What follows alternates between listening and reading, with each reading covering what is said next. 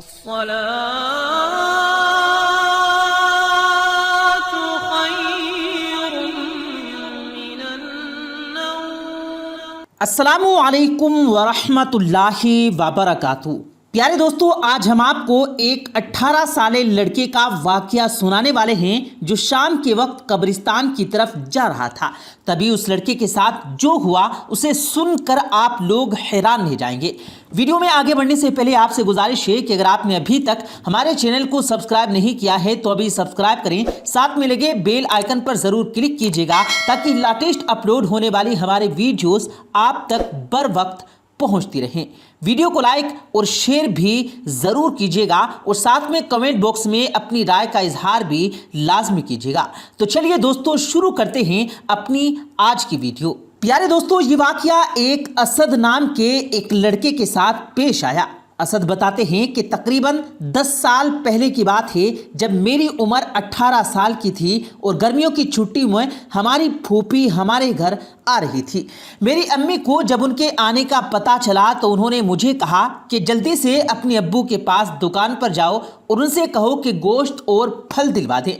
امی نے مجھے کہا کہ تم قبرستان والے راستے سے جلدی پہنچ جاؤ گے اور ہاں، اگر واپسی پر شام ہونے لگے تو قبرستان والے راستے سے نہ آنا۔ میں نے امی جان سے کہا کہ آپ ہمیشہ مجھے شام ہونے کے بعد قبرستان والے راستے آنے سے کیوں روکتی ہیں؟ تو امی جان نے کہا کہ بیٹا، شام کے وقت یہ قبرستان بڑے آسیب زدہ ہوتے ہیں، صرف اس لیے۔ خیر، میں ابو کے پاس دکان پر جا رہا تھا تو قبرستان میں ذرا دیر کے لیے رک گیا اور دیکھنے لگا کہ آخر یہ آسیب کیا ہوتے ہیں جن کے ڈر سے امی مجھے ہمیشہ روکتی رہتی ہے۔ لیکن وہ قبرستان سنسان اور بالکل ویران تھا اور مجھے وہاں کچھ بھی نظر نہیں آیا۔ اس کے بعد میں ابو کے پاس پہنچا اور کہنے لگا کہ ابو جان، پھوپھی آ رہی ہیں، پھل اور گوشت وغیرہ دلوا دیں۔ ابو نے میری بات سنی تو فوراً ملازم کے ہاتھ میں سامان کی لسٹ دے دی۔ کافی دیر بعد ملازم سامان لے کر آیا۔ ابو نے مجھے سودا دیتے ہوئے کہا کہ بیٹا، قبرستان والے راستے سے مت جانا۔ تو میں نے پوچھا، ابو قبرستان والے راستے سے کیا ہوگا؟ ابو کہنے لگے، بیٹا کہیں تم ڈر نہ جاؤ، اس لیے میں تمہیں منع کرتا ہوں، اس قبرستان میں تھوڑا خطرہ ہے۔ ابو کے پاس اس وقت ان کے ایک قریبی دوست بھی بیٹھے ہوئے تھے۔ ابو کی بات پر ان کے دوست ہنسنے لگے اور بولے کہ بھائی برخوردار، تمہارا شیر تو جوان ہے اور اس کا نام بھی شیر والا ہے، بھلا اسے آسیب کیا کہیں گے؟ ابو نے کہا، یار میرا ایک ہی بیٹا ہے، اپنی طرف سے احتیاط کرنا تو ضروری ہے۔ اور پھر ابو نے مجھے کہا کہ اسد بیٹا، جلدی سے گھر جاؤ۔ اس کے بعد میں گھر کی طرف واپس چل دیا۔ جب میں دکان سے چلا تو میرے دل میں خیال آیا کہ آج کیوں نہ اس چیز کا دیدار کر لیا جائے جس کی وجہ سے امی جان اور ابو بھی مجھے قبرستان والے راستے سے آنے جانے سے منع کرتے ہیں۔ پھر کیا تھا، میں قبرستان کی طرف چل دیا۔ قبرستان والے راستے سے گھر پہنچنے میں 7 یا 8 منٹ لگتے تھے، جبکہ دوسرے راستے سے گھر پہنچنے میں تقریباً 20 سے 25 منٹ لگ جاتے تھے۔ جب میں قبرستان والے راستے پر پہنچا تو ایک بار پھر اس قبرستان کا جائزہ لینے لگا اور قبرستان میں کھڑا ہو گیا۔ ارد گرد غور سے دیکھا تو ہر طرف سناٹا تھا، پورا قبرستان سنسان پڑا تھا۔ میں زور زور سے ہنسا اور گھر کی طرف چلنے لگا۔ ابھی میں گھر کی طرف جانے ہی والا تھا کہ میرے دل میں خیال آیا کہ ایک بار پھر سے دیکھ لیا جائے، کیا پتا کچھ نظر آ جائے۔ دوبارہ دیکھا تو کوئی بھی نہیں تھا۔ میں دل ہی دل میں بہت خوش ہوا اور سوچ رہا تھا کہ گھر جا کر امی جان کو بتاؤں گا کہ آج میں قبرستان والے راستے سے ہی گیا اور واپس بھی آیا اور گوشت لے کر آیا۔ میں گھر پہنچا اور امی کو آواز دی کہ امی جان، آپ کدھر ہیں؟ امی کے جواب سے پتا چلا کہ وہ کچن میں ہیں۔ میں کچن میں گیا اور امی کو سودا دیتے ہوئے کہا، امی جان میں اکیلا ہی قبرستان والے راستے سے گیا اور واپس بھی اسی راستے سے آیا ہوں۔ آپ نے تو مجھے ہمیشہ الو بنایا ہے۔ یہ سن کر امی نے میری بات کاٹتے ہوئے کہا کہ باقی باتیں بعد میں بنانا، پہلے گوشت لے کر آؤ۔ میں نے امی سے کہا کہ گوشت تو شاپر میں ہیں۔ پھر میں شاپر چیک کرنے لگا۔ اسی دوران میرا جسم کانپنا شروع ہو گیا۔ مجھے بہت پسینہ آیا اور ایسا لگنے لگا کہ جیسے مجھے بہت تیز بخار ہو رہا ہو، اور پھر میں چارپائی پر گر گیا۔ جب میری آنکھ کھلی تو میں نے خود کو کسی بابا جی کے آستانے پر پایا۔ میرا سر امی کی گود میں اور پاؤں ابو کی گود میں تھے، پھوپھی کے ہاتھ میں تسبیح اور ان کے بچے میرے آس پاس کھڑے ہوئے تھے۔ میں یہ سب دیکھ کر بڑا پریشان ہوا اور امی سے پوچھنے لگا، امی مجھے آخر کیا ہوا ہے؟ ابھی میں امی سے اتنی بات کر ہی رہا تھا کہ کمرے میں ابو کے دوست داخل ہوئے اور سب کو سلام کرتے ہوئے ابو کو کہنے لگے، بھائی اب اسد کا کیا حال ہے؟ ابو کہنے لگے کہ بس بھائی ابھی ہوش آیا ہے۔ ایک اور شخص کمرے میں داخل ہوا اور کہنے لگا کہ آپ کے بیٹے کو ہوش آیا ہے یا نہیں؟ بابا جی پوچھ رہے ہیں۔ بابا جی کہہ رہے ہیں کہ اگر ہوش آ گیا تو لڑکے کو لے کر حجرے میں آ جائیے۔ ابو اور ان کے دوست مجھے سہارا دیتے ہوئے وہاں لے گئے۔ جو بابا جی میرا علاج کر رہے تھے ان کے سامنے جا کر بٹھا دیا گیا۔ یہ صورتحال دیکھ کر میں بڑا پریشان ہوا۔ تعویذ والے بابا نے اپنی جلالی آنکھوں کے ساتھ مسکرا کر میری جانب دیکھا اور کہنے لگا کہ کیا آج کے بعد بھی تم کوئی ایسی حرکت کرو گے؟ میں ان کا سوال سن کر اور بھی پریشان ہو گیا۔ سوچنے لگا کہ آخر یہ مجھ سے ایسا سوال کیوں پوچھ رہے ہیں؟ میں نے آخر ایسی کون سی غلطی کر دی؟ میں تو خاموش رہا، لیکن ابو نے جواب دے دیا، بابا سائیں اب سوال ہی پیدا نہیں ہوتا۔ اس کے بعد بابا سائیں نے امی سے کہا کہ تعویذ کا دھاگا کبھی مت کھولنا، اب آپ لوگ جائیں اور کوئی بھی وظیفہ شروع کرنے سے پہلے بسم اللہ کا کڑا اپنے سیدھے ہاتھ میں لازمی ڈالنا، جو میں آپ کو دینے جا رہا ہوں۔ ابو نے بابا جی سے پوچھا کہ بابا سائیں کیا مجھے بھی کوئی وظیفہ کرنا ہے؟ تو اس پر بابا سائیں مسکرا کر کہنے لگے کہ اگر تم وظیفہ نہ کرو تو اچھی بات ہے، میں تو بس اتنا کہہ رہا ہوں کہ احتیاط کرو، اب تم لوگ اپنے گھر جا سکتے ہو۔ جب ہم لوگ گھر پہنچے تو میں نے امی سے کہا، امی یہ سب کیا چل رہا ہے؟ یہ سب ہو کیا رہا ہے؟ امی نے میرے سوال پر مجھ سے کہا کہ بیٹا کیا تمہیں کچھ بھی یاد نہیں اس دن کیا ہوا تھا؟ میں نے کہا امی یقین کریں مجھے کچھ بھی یاد نہیں ہے۔ تو امی نے کہا کہ اچھا جس دن تمہاری پھوپھی آئی تھی اس دن کیا ہوا تھا؟ میں نے کہا امی مجھے کچھ یاد نہیں۔ امی نے کہا ارے بیٹا آج سے 2 دن پہلے تمہاری پھوپھی کا فون آیا تھا نا کہ میں آ رہی ہوں، اور پھر میں نے تمہیں تمہارے ابو کے پاس بھیجا تھا کہ سامان لا دو اور واپسی پر قبرستان والے راستے سے نہ آنا، لیکن تم نے تو میری ایک نہ مانی اور واپس قبرستان والے راستے سے آئے۔ تم قبرستان سے گوشت لے کر گزرے تو وہاں کسی خلائی مخلوق کا تم پر اثر ہو گیا اور اسی وجہ سے تم ڈر گئے تھے۔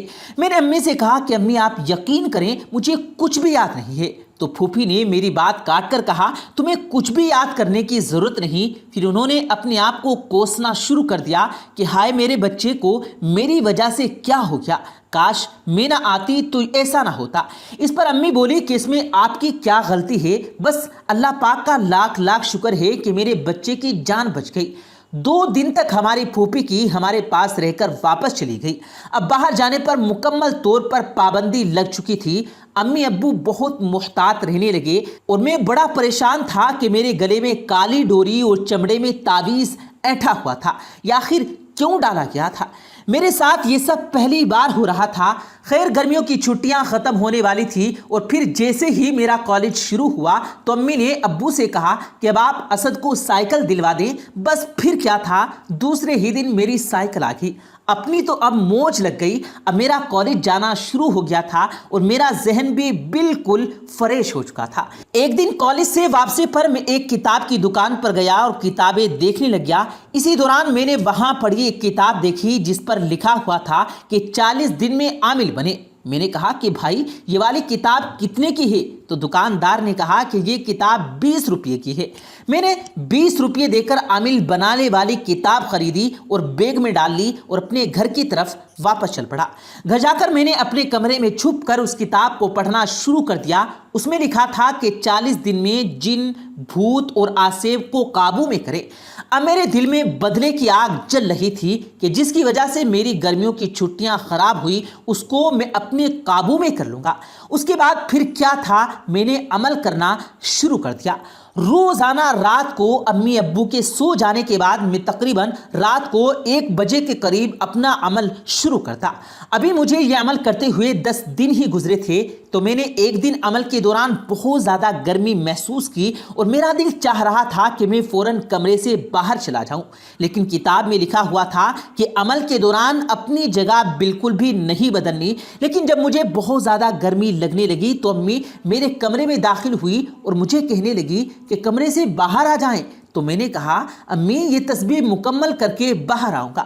امی کو میری اس بات پر بڑا غصہ آیا اور وہ ناراض ہو کر کمرے سے باہر چلی گئی۔ میری تسبیح ختم ہونے میں ابھی 4 دانے باقی تھے کہ امی کی آواز میرے کانوں میں پھر سے آئی کہ بیٹا تمہارے کمرے میں ایک سانپ داخل ہوا ہے، جلدی سے باہر آ جاؤ۔ میرے کمرے سے باہر آتے آتے میری تسبیح مکمل ہو چکی تھی، لیکن میں نے باہر آ کر دیکھا باہر کوئی موجود نہیں تھا۔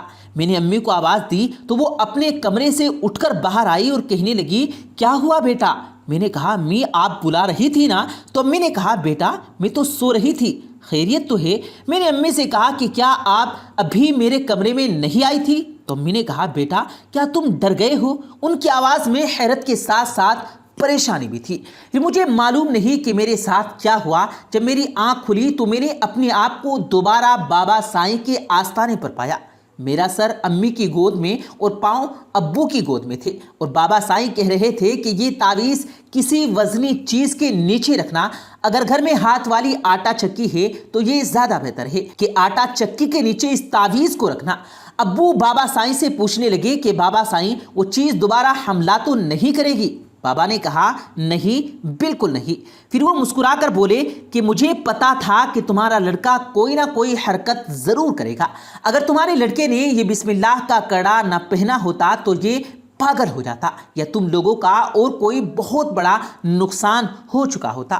اس کے بعد بابا سائیں سے ہم اجازت لے کر واپس آنے لگے۔ اب ہم لوگ وہاں سے نکل رہے تھے تو بابا صاحب نے ابو سے کہا آپ یہ تعویذ کھول کر مت دیکھنا کہ اس میں کیا ہے۔ بابا سائیں اس بات پر ابو نے فوراً میری طرف دیکھا اور میں نے آسمان کی طرف دیکھ کر اللہ کا شکر ادا کیا اور دعا کی کہ اللہ پاک مجھے ہر مصیبت سے آزاد رکھنا۔ اس کے بعد میں نے دل میں یہ پکا ارادہ کر لیا تھا کہ بیل مجھے مار جیسی مثال کے جیسے آسیب والی غلطی کبھی نہیں کروں گا۔ اسد کہتا ہے کہ ہم اس کے بعد گھر آ گئے اور میں نے اس قسم کی کوئی بھی غلطی نہ کرنے کا ارادہ کر لیا۔ پیارے دوستو، امید کرتے ہیں آپ کو آج کی ہماری یہ ویڈیو ضرور پسند آئی ہوگی۔ اگر آپ کو یہ ویڈیو پسند آیا ہو تو اس ویڈیو کو دل سے لائک کریں اور زیادہ سے زیادہ لوگوں تک اس ویڈیو کو ثواب کی نیت سے شیئر کریں، اور اس ویڈیو کے بارے میں آپ کی کیا رائے ہے کمنٹ سیکشن میں اپنی رائے کا اظہار ضرور دیں، اور مزید اسی طرح کی روز کی ویڈیو پانے کے لیے ہمارے چینل کو ضرور سبسکرائب کریں۔ ملتے ہیں پھر ایک نئی ویڈیو کے ساتھ، تب تک کے لیے اللہ حافظ۔